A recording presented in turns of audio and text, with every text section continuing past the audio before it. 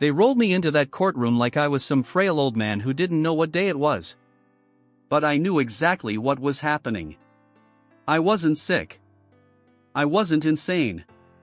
I was being erased. My daughter sat there with her expensive lawyer, pretending this was all for my own good. They said I'd forgotten how to care for myself. They said I was a danger. To myself, to others, to my home. But I remembered everything. Especially the moment I saw her. Across the room, a young woman rose to speak for me. She had my daughter's eyes. The same fire, the same edge.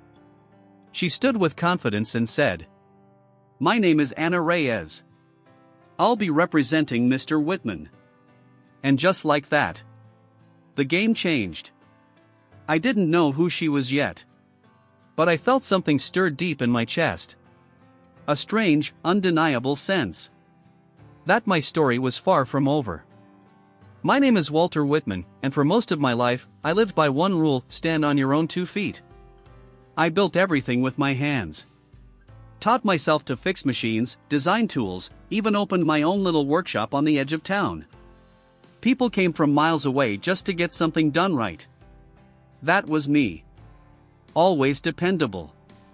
Always sharp. I married the love of my life, Margaret, when I was 24. She was my anchor, soft-spoken, but tougher than steel when it mattered. We had one child, our daughter Ellen. Smart girl, too. But when Margaret passed, something shifted between me and Ellen. Maybe I held on too tightly to what we had left. Or maybe she just needed more space than I could give. She married a man I never trusted, slick talker, always calculating. The kind who sees a person's worth in dollars, not memories. After that, Ellen changed. Less visits. Fewer calls. And eventually, none at all. Still, I carried on. Alone, maybe, but not broken. I kept my home tidy, kept my mind active, still tinkering away with projects and puzzles and things most folks wouldn't even look at twice. Sure, I'd forget the occasional date or burn my toast. But who doesn't? It wasn't until the day of that small kitchen fire, just a scorched pan and some smoke, that Ellen swooped in with paperwork, saying it was time I had help. Said I couldn't live alone anymore. Said the doctors agreed. But I hadn't seen a doctor. Not one. Next thing I knew, I was in a locked facility. No rights, no say. Just whispers in the hall and cold meals in plastic trays. And still, I didn't panic. Because deep down, I knew. You don't spend a life building things with your hands just to let someone else tear it all down. Not without a fight. The place they put me in wasn't what they showed on the brochure. It was quiet, too quiet. Everything smelled like bleach and boiled carrots. People shuffled around in silence, their eyes dull, their spirit worn down. The walls were beige. No clocks. No calendars. Just time, dragging its feet. At first, I played along. Nodded when they spoke to me like I was 5. Took my pills, which I never swallowed, and kept my ears open. You learn things, fast, when you stop talking. Turns out, I wasn't the only one who shouldn't have been there. There was this man, Jerry, a former math professor who'd simply outlived his family and their patients. A woman named Ruth who still remembered every poem she'd ever read, but couldn't get her nephew to return her calls. None of us belonged there. We were parked there. Then, one morning during group therapy, I noticed something strange. A nurse wheeled in a man I'd never seen before, young, barely 50, totally unresponsive. But I caught her whisper to another staffer. New intake. Wealthy. No visitors. That's when it clicked. This wasn't just about safety. This was about profit. The more I watched, the more it made sense. Patients with homes, pensions, assets, those were the ones who never left. The quiet ones got dosed up. The angry ones got labeled combative. And the ones who asked questions? They got sedated. I wasn't just being watched. I was being managed. So I made a plan. I remembered an old trick from my engineering days, writing tiny notes on the edges of receipts and folding them into tools. Every week, we were allowed one letter to family. I used mine to write to someone I hadn't spoken to in decades. Tommy Rivera, my old union buddy from the Machinists Guild. I wrote in code, tucked between the lines of a fake birthday message. If he read between the lines, he'd know I was in trouble. If he passed it along to the right people, maybe, just maybe, someone would listen. Weeks passed. Nothing. I started to lose hope. Then one day, I overheard a nurse say, "There's been a legal inquiry about Mr. Whitman." My hands trembled. Someone was coming. I didn't know who. Didn't know if they'd be friend or foe. But it was the first time in weeks I'd felt a pulse of possibility. And in a place designed to make you forget you exist. Hope is the most dangerous thing you can hold on to. But I held it tight. The letter may have sparked something on the outside, but inside those walls, things started changing fast. The nurses who used to ignore me? Now they watched me a little too closely. Medication times were stricter. One even checked under my tongue. Twice. They were nervous. I could feel it. Then Ruth, the woman who used to recite poetry during lunch, just stopped talking one day. They said she was overstimulated. But I knew what that meant. She asked too many questions. A week before that, Jerry was moved to a special care wing. He didn't even say goodbye. I knew he hadn't gotten worse. He just got louder. There was a pattern here. And I wasn't about to be next. So I stopped pretending to be confused. Started sharpening my senses. I memorized the staff schedules. Knew which nurse brought morning pills, and which one forgot to lock the file cabinet. One night, I snuck into the recreation room. Behind the shelf of puzzles and broken remotes was a locked cabinet. With a little pressure from a makeshift shim, just like I'd done with a faulty compressor valve years ago, it popped open. Inside? Files. Dozens of them. Detailed evaluations. Guardianship transfer papers. Lists of personal assets. And my name right at the top. They were preparing to make my situation permanent. Even had a statement drafted from Ellen, saying I was no longer mentally competent to make decisions. Funny thing is, it was dated 2 weeks before the kitchen fire ever happened. That's when the full weight of it hit me. This wasn't a mistake. This was planned. They wanted my house. My workshop. My pension. And Ellen. She wasn't being misled. She was leading the charge. I felt sick, but I couldn't afford to fall apart. Instead, I wrote everything down. Dates. Names. Details. I folded it tight and hid it in the lining of my old robe. The next day, during an evaluation, I made sure to give just the right answers: calm, clear, alert. The doctor scribbled faster than usual. He didn't smile. Later that afternoon, a nurse whispered as she walked past, "Don't push too hard, Mr. Whitman. You won't like what happens." But it was too late for fear. Too late for silence. Whatever was coming next, I knew one thing. If I was going down, I dragged the truth into the light with me. The day of the hearing came faster than I expected. They dressed me in a stiff shirt and wheeled me in like I was some broken-down relic of a man. But my mind? Sharper than it had been in years. Because I had purpose now. Ellen sat at the front with her lawyer, calm and collected like she was at a board meeting, not a courtroom to decide whether her own father should lose every right he had left. She didn't look at me once. Just stared straight ahead like I was already a memory. I expected a court-appointed lawyer, someone paid by the hour who'd skim through my file and smile politely while I was led back to that sterile prison. But then she walked in. A young woman. Mid-20s. Dark hair pulled back tight. Sharp suit. Confident walk. And her eyes. There was something about her eyes. She stood up and said, "I'm representing Mr. Walter Whitman." I blinked. Wait, what? She looked over at me and gave the slightest nod, like we were in on the same secret. And suddenly, I wasn't sitting in that chair alone anymore. Her name was Anna Reyes. Bright, fearless, and with a file in her hands thicker than anything Ellen's lawyer brought. She started strong. Presented my handwritten notes, pulled surveillance records from the facility, pointed out inconsistencies in Ellen's statements right down to the date of the supposed fire. Said the guardianship filing was suspiciously premeditated. That the psychiatric evaluations were conducted without legal review. But what shocked me the most wasn't the evidence. It was what she said during a break, when she walked over to me and spoke in a whisper. Walter, I didn't just take your case. I came because I think we're family. I stared at her, confused. She handed me a folded photograph. It was my daughter, my other daughter.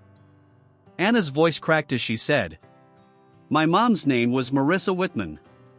She died when I was a baby. She was your daughter too, and I think I'm your granddaughter."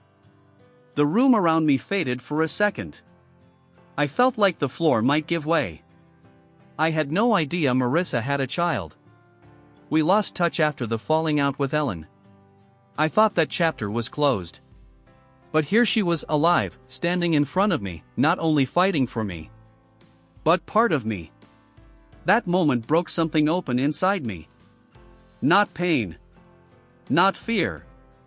Hope. Real, undeniable hope. The kind that doesn't just rescue a man. It rebuilds him.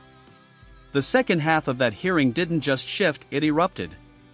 Anna walked back into that courtroom like she wasn't just my lawyer, she was my shield. And now, knowing who she was to me, I felt stronger than I'd felt in years. She laid everything bare. Detailed how the guardianship paperwork was filed before any actual medical evaluation. Presented video clips from the care facility showing I was lucid, active, and asking questions, none of which aligned with the official records. She even brought in an independent psychiatrist who had reviewed the footage and assessed my notes. He looked the judge in the eye and said, "This man is not suffering from dementia. He is a victim of institutional fraud." The courtroom shifted. You could feel it. Ellen's lawyer started to fumble. Tried to spin it as a daughter's concern, a family misunderstanding. But Anna wasn't having it. She dropped the final hammer. Bank documents showing Ellen had already started the process to sell my house. Filed under power of attorney she got through forged consent. She hadn't just tried to put me away. She tried to erase me, profit from me, and bury the truth under polished smiles and legal jargon. Then the judge turned to me. Asked if I had anything to say. I stood. My knees shook a little, but my voice didn't. I may forget where I left my keys. I may need to rest more than I used to. But I remember who I am. I remember who built that house, who earned that pension, who loved his wife for 40 years. I remember the daughter who stopped visiting, and the granddaughter I never knew I had, who showed up just in time. Silence. Real, heavy silence. The judge looked down, signed the document, and spoke words I'll never forget. Guardianship terminated. Mr. Whitman retains full autonomy. Further investigation into the misuse of power is recommended. I was free. Not just legally. Humanly. And Ellen? She didn't even look at me as she left. No apology. No regret. Just a woman caught in the light of her own ambition, now fully exposed. But I didn't feel hate. Not anymore. Just sadness. Because she lost something too that day. Not control. Not money. She lost her father. And I found something I never expected. A granddaughter with fire in her spirit and compassion in her heart. Anna didn't just save me in court. She restored me. After the hearing, we sat on a bench outside the courthouse. She asked me what I wanted to do next.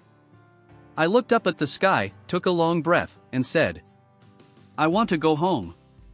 Not just to the house, but back to life." She smiled.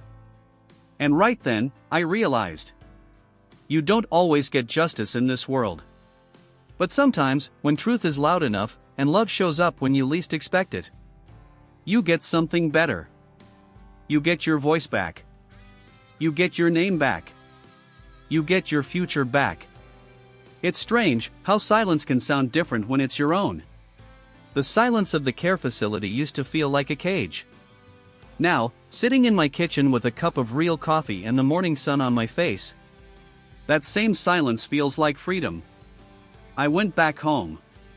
Not just to the building, but to myself. The house had dust in the corners, a few weeds in the garden, and some broken things I'd left too long unfixed. But I didn't mind. Because this time, I had help. Anna moved into the guest room for a while. Said it was temporary, but I could tell she wanted to stay longer. She brought life with her bright eyes, fast questions, clumsy attempts at learning how to fix old clocks in my workshop. It didn't take long for her laughter to echo through the walls. We fell into an unexpected rhythm. I taught her how to polish metal and sharpen blades. She taught me how to use a smartphone without yelling at it. I told her stories about her mother, Marissa's stories she never got to hear growing up. And she listened like someone collecting the last puzzle piece of her own story. It was healing. For both of us. Sometimes we'd sit on the porch in the late afternoon, just watching the wind push the trees. She once said, "You know, I think I was meant to find you. I didn't just save you, Grandpa. You saved me too." That word, Grandpa. I hadn't heard it in a lifetime. And hearing it again felt like rain after a long, dry season.